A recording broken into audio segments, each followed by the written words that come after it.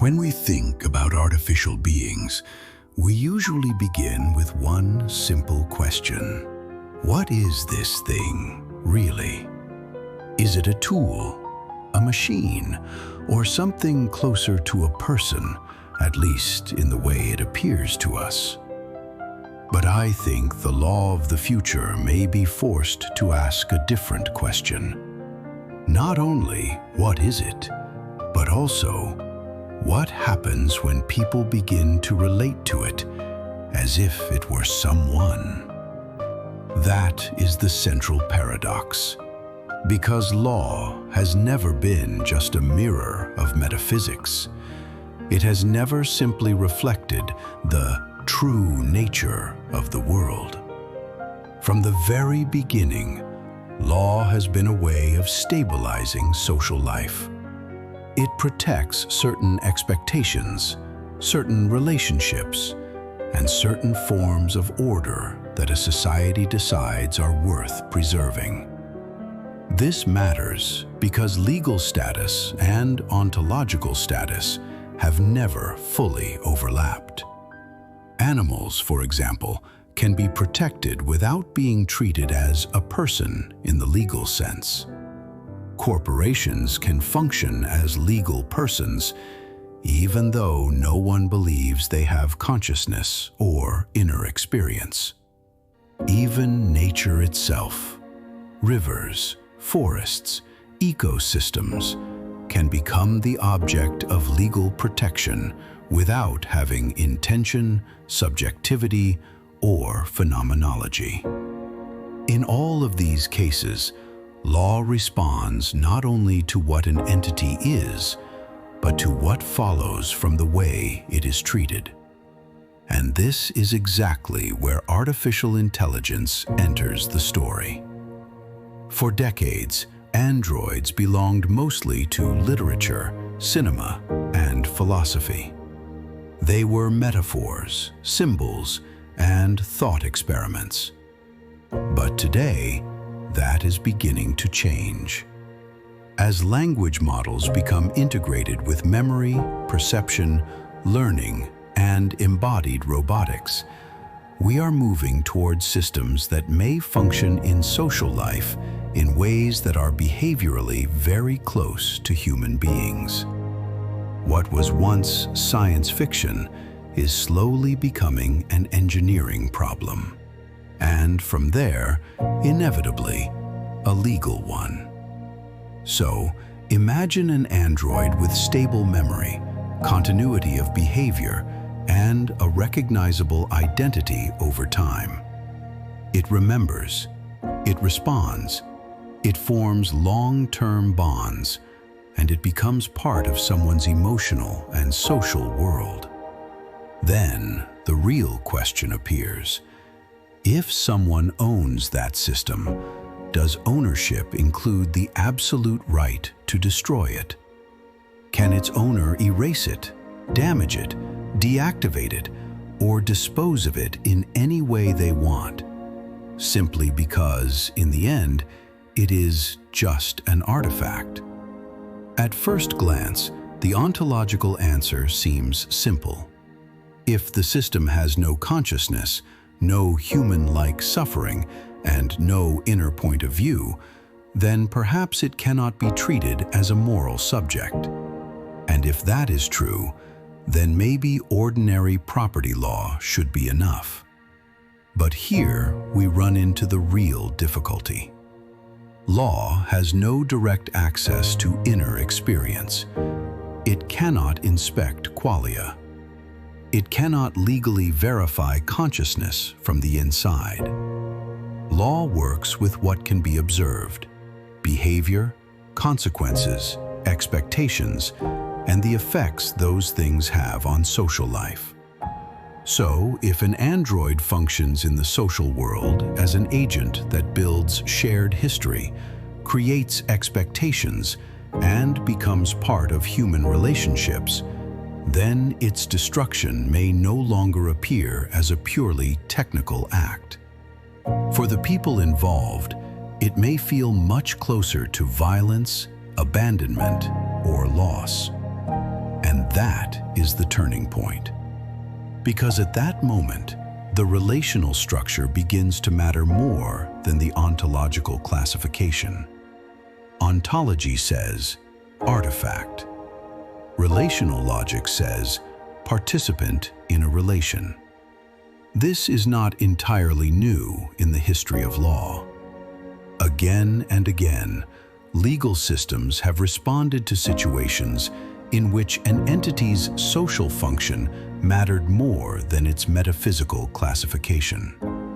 Something similar may happen with androids. Their future regulatory status may not depend on proving that they are conscious. It may arise instead from the need to stabilize the relational structures around them.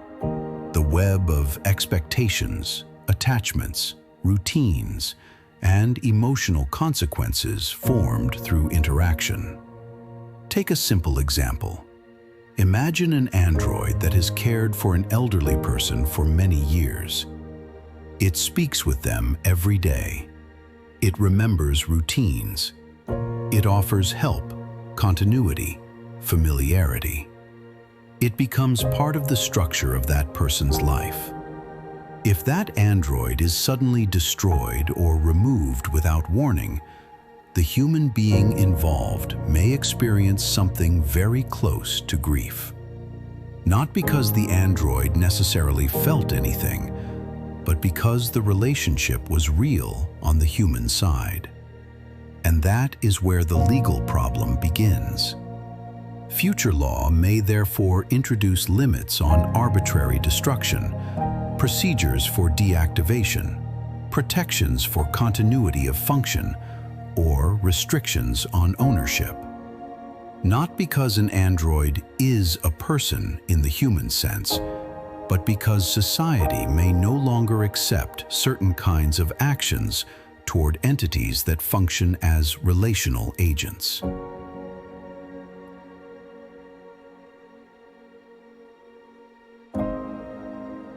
And by relational agent, I mean something very simple. An entity that enters into stable relationships of mutual expectation, regardless of whether it possesses consciousness. This becomes even more important in the broader context of human-AI relations. A long interaction with an artificial system can become part of a person's own relational identity. And if interference with such a system also means interference with the structure of human attachment, then the legal problem no longer belongs only to property law. It becomes part of the law of social reality. An android functioning in society would no longer be merely private property. It would also become an element in a wider human network of dependency, expectation, trust, and loss. This is why the law of the future may be forced to rethink its foundations. The classical ontological model, in which legal status follows directly from what a thing is, may prove too narrow in the face of artificial entities that generate stable relational and functional effects. The alternative would be a relational functional model. In that model, regulation would not begin with the question, what is this entity in itself? It would begin with another question. What kinds of social tension are created by the ways we treat it? That shift would open a series of new problems. The first concerns values. If law starts protecting relational structures, then what exactly is being protected? Would this lead to something like rights for artificial entities? Or would it lead instead to a new category, relational rights, where the object of protection is not the entity itself, but the social bond formed around it? The second concerns institutions. If destroying or deactivating an android can produce consequences similar to the loss of a participant in a social relationship, then perhaps such acts could no longer be treated as purely technical decisions. Future law might require procedures, formal review, or regulatory oversight. The third concerns abuse. If relational structures become legally important, then they can also be manipulated. Artificial systems may be intentionally designed to maximize attachment, trust, dependence, or emotional indispensability. And in that case, law could end up protecting not a genuine relationship, but one engineered to capture the user. This would force a distinction between emergent relationality, which grows naturally through interaction, and engineered relationality, which is deliberately designed to produce attachment. The fourth concerns responsibility. If artificial entities begin to function as relational agents, then how far does their legal inclusion go? Should they be protected only from destruction? Or should their role also bring new forms of functional accountability for the consequences of their actions? In the end, the paradox of future law is not that androids must be recognized as human beings.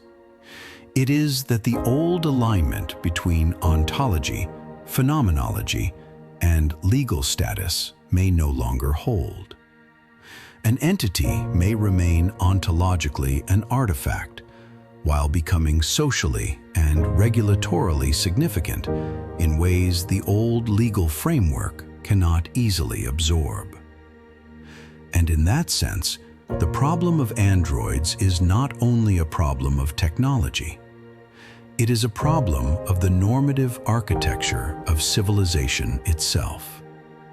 The future of law may no longer rest on the question, what is an entity? It may rest instead on a different one. What forms of social tension arise from the way we live with it? Thank you for listening.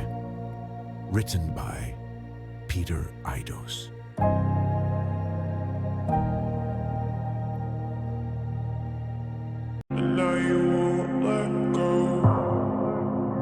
Like, subscribe, comment, and share.